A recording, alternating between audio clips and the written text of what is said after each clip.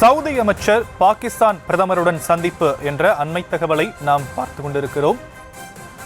Saudi வெளியுறவுத்துறை துணை அமைச்சர் அல் ஜுபைர் பாகிஸ்தான் பிரதமர் ஷபாஸ் ஷெரீஃபுடன் சந்திப்பு என்ற அண்மை தகவல்.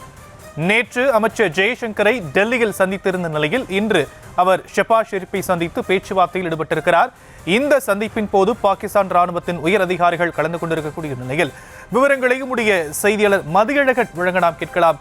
மதியழகன், பாகிஸ்தான்ல சென்று ஷபாஸ் ஷெரீஃபை சவுதி அமைச்சர் சந்தித்திருக்கிறார்.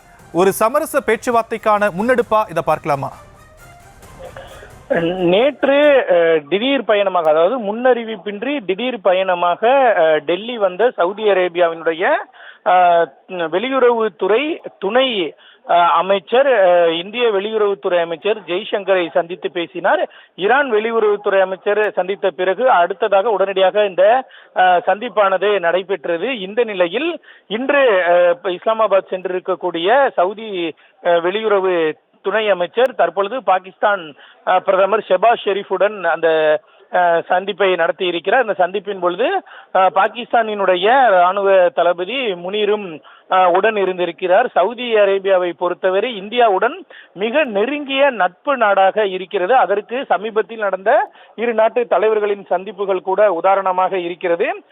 சவுதி அரேபியா பாகிஸ்தானுடனும் நல்ல உறவிலேயே இருக்கக்கூடிய நிலையில், அதாவது இந்த இரண்டு நாடுகளுக்கும் நட்பு நாடாக இருக்கக்கூடிய அந்த சவுதி என்பது இரு நாட்டு தலைவர்களையும் அடுத்தடுத்து சந்தித்த இந்த பேச்சுவார்த்தை என்பது முக்கியத்துவம் வாய்ந்ததாக பார்க்கப்படுகிறது. போர் மேகங்கள் சூழ்ந்திருக்கக்கூடிய நிலையில், பதற்றமான சூழல் அடுத்த நிலைக்கு சென்றிருக்கக்கூடிய நிலையில் இதை தணிக்கக்கூடிய வகையில் இந்த சந்திப்பு நடைபெற்றிருக்கலாம் என்ற ஒரு எதிர்பார்ப்பும் எழுந்திருக்கிறது.